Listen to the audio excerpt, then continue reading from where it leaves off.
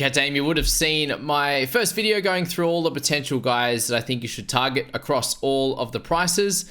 You are going to start with a number of guns in your team, and in this one, I'm going to be ranking the hookers, the halves, and the 5/8s there, based on if I think they should be in your sides and the ranking that you should be picking them for your round one team. So in the hooking position to kick things off, we have Harry Grant. So he's a 750k from last year, had a pretty solid season at that at 73.5. To begin the last season, in the first 6 rounds, he averaged 76.5. So there's a little bit of value there to start, and we know that through the origin period and a little bit towards the end was a time where his output started to drop down just a little bit, sort of in and around origin and behind that. So he's definitely one of those guys that is a clear best scorer in the position, and there's no real other spot to rank him. I don't see any reason why he would drop down unless there was some talk that he would lose minutes at the beginning of the season. So if he isn't to lose any minutes at the start of the season, with a bye in round 4, you will have to pair him with someone that will be playing in round 4. Guys like Jaden Brayley is a very simple one at that. Or you could obviously go one of the more expensive guys. I don't think that's the best option. I think it's more going to be you picking one of these sort of top 4 guys, potentially the 5th, but we'll see in a second that I don't rate them as highly. So picking one of the 4 of these guys and then picking that mid-range option / cheapie in Jaden Brayley there in that one. So Harry Grant, clearly the best option for points. The next 3 guys, potentially a tiny bit more value than that of Harry Grant, and you're spending close to 100k less on them, on these 2, in Jeremy Marshall King and Cook. And Marshall King, you save 111k, which is pretty cool. And he had a nice 69 average until he hurt his shoulder, unfortunately, last year. And that did involve a lot of try assists in there from dummy half, and it really helped when the Dolphins were playing well. I expect them to be about the same as last year or slightly better. So you can imagine that with him, with a good shoulder, a little bit more opportunity to be there for the entirety of the season if things go well for him injury-wise. The year before that, for the Dogs, he played pretty well every game there. So I see him with potentially sort of anywhere between 5 and 8 points of value, anywhere between that sort of 66 to sort of 70 there in points, and has that bye in round 3. So again, you're partnering him with someone that you could take a score from in that round 3. And that could be really, really cool for you in that one with his origin schedule, with him not playing origin there, and with their ability to be playing in 13 and 16, I believe, for the Dolphins is going to be really, really cool, getting that early bye out of the way. Someone that's going to be cool, really cool for the start of the season, in my opinion, is Damien Cook. So I have him in there as number 3. Probably a little bit less potential for value just based on last year's. We know that Marshall King was he's coming into his own and playing better and better each and every season. Whereas Cook, we know what we're going to get from him. So he has definitely had seasons above the 65 average. But I think at this point, you're probably paying for what you get, somewhere between that 65 to 70, and doesn't have any buys in that early stage of the season. Whereas then later on, you can make some trades for a Grant, for a Marshall King if things aren't working out, or if you're wanting to transfer him over to the better buy schedule of Marshall King from Cook. So I definitely see him as a really solid player to start with if you don't want to worry about that position and you're not too keen on taking Jaden Brayley's score. Let's say that. Number 4 on the list is Reece Robson. So much lower than last year, averaged 64 in 2022. So 9 points down on that. So really with Robson, if you are picking him up, you're banking on the Cowboys returning to their 2022 form. He doesn't have a bye either in the first 13 rounds, which is very, very cool. And he was one of the guys that's, his try scoring rate is up around that 30% mark. And he only scored 2 tries, I believe, last year, which is very low compared to where he has been in the past. So yeah, Robson, definitely an interesting one. If you want to shave off a couple 100k, then he could be the play there as well. And the next 4 on the list for the hooking position in Blake Brayley, Wade Egan, Abby Coruscant, and Reed Marnie there, they're all about a similar option for me. And I personally wouldn't be going for any of them before these top 4 options. And I don't think you're going to partner one of the top 4 options with one of these 4 there. Coruscant misses round 1.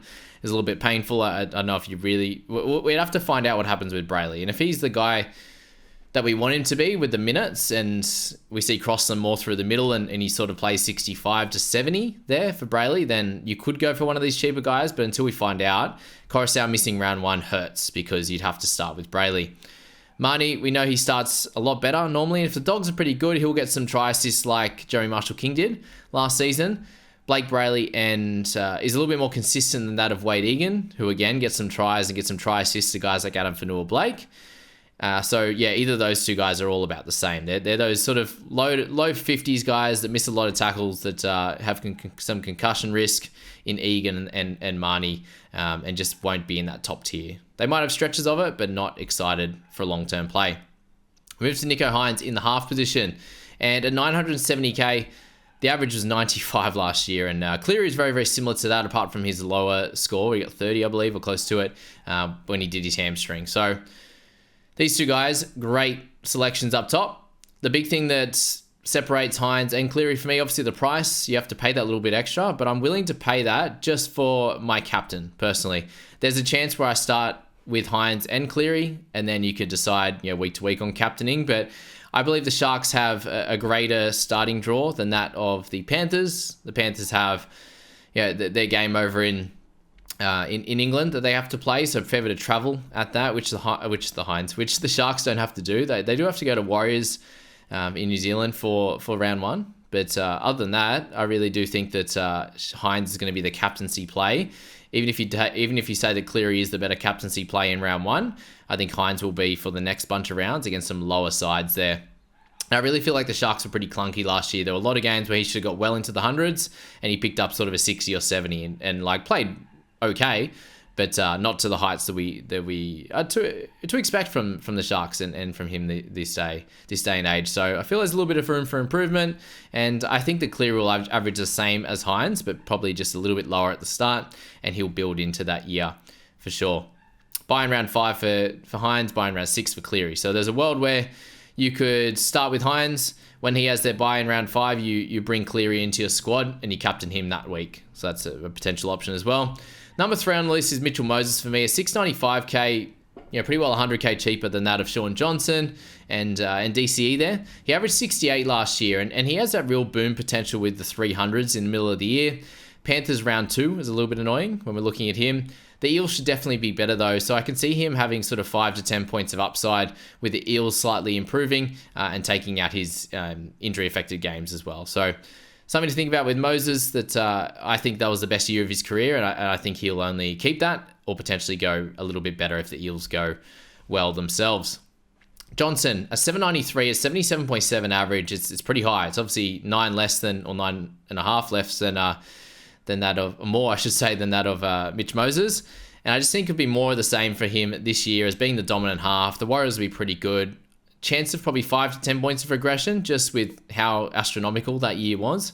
But really, for the most part, he should score pretty well still in that team. So it could be somewhere in the 70s. Not sure if it's going to be the low 70s or closer to his average right now. Daly Cherry Evans, a 782 at 76.7 average. The end of season for him, I think, skews his average a bit, unfortunately, to the higher the side. Because it was much higher than that first half should be going into this. You think of Kola, you think of Olakuatu. I just think all of these guys, they had that lovely run at the end, which I don't think will happen from the start. So Cherry, for me, is probably around that 71, 72 guy, if you take out that craziness in the last bunch of rounds. And that's about normally where he is from the beginning of season. So a little bit of regression to kick things off, and will definitely be a guy we want in our sides at some point in the year, given how well he can score in stretches. Sammy Walker at number 6. So I think he's a sort of 5 to 10 points of value if the Roosters begin well. And that's sort of the big question mark, because they haven't begun well for a few years now. And hopefully he's fit, firing, and they're trusting him in that 7 role. Because if they don't, and if they don't play too well, I think he's going to be somewhere in that 50s and have his good game, have his ups and downs, that's for sure.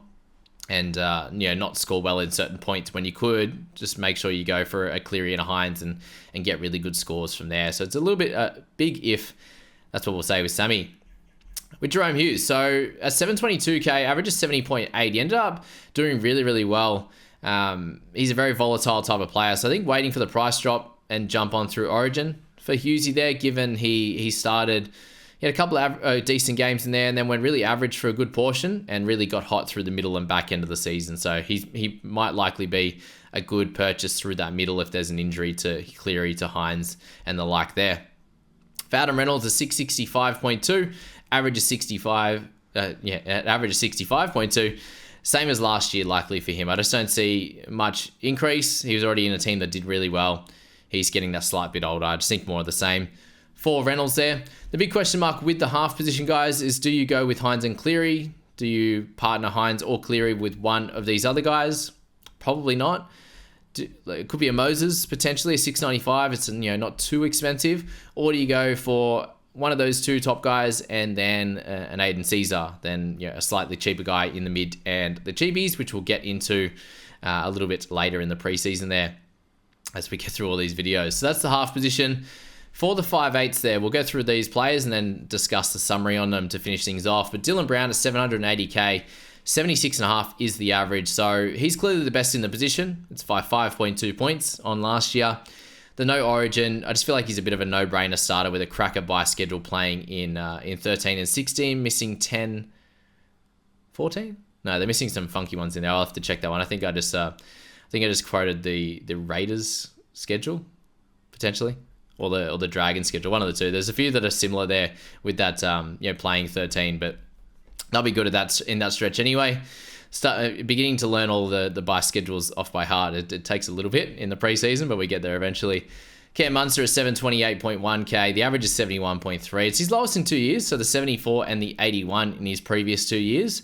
Potential for Blore to be next to him. By the time this video comes out in a few days, he might be lined up there, and Olam might be at the Tigers. But if Liero's there, I think we avoid. If it's anyone who has a little bit more attacking flair, then that could be a really good selection for your side, is Cam Munster as a starter. We know what he's like, and that little bit cheaper than Brown if you want to have that bit of point of difference.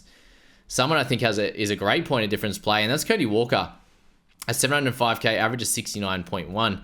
So he averaged 87 between round 4 and round 14 with a host of really, really high scores, clearly. So enough said for him. He has the opportunity to do really well. He's very volatile. I got him for a couple of those good scores, closer to 14. He got picked for Origin. Once he played his Origin game, the Rabbitohs were not the same after that. So if the Bunnies have a really good season from the jump, he could be a guy that does get back into the 70s and does it really, really well. But the 69 was better than his year before. So there's a few things to think about, and I would say it's a bit of a risk for you. Tommy Dearden at number 4, 592.2k, average of 58. He had a really big 3 games in round 16, 17, and 18 with 179 in his average there.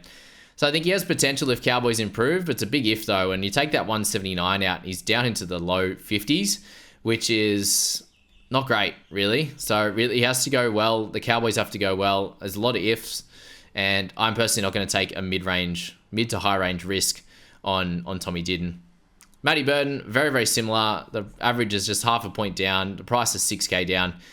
You need to see the improvement from Matty Burton, I think. So I think you need to watch a few games before you make this decision. So that's why he's the last on the list, but he could definitely come out and play well straight away if the Bulldogs play well straight away.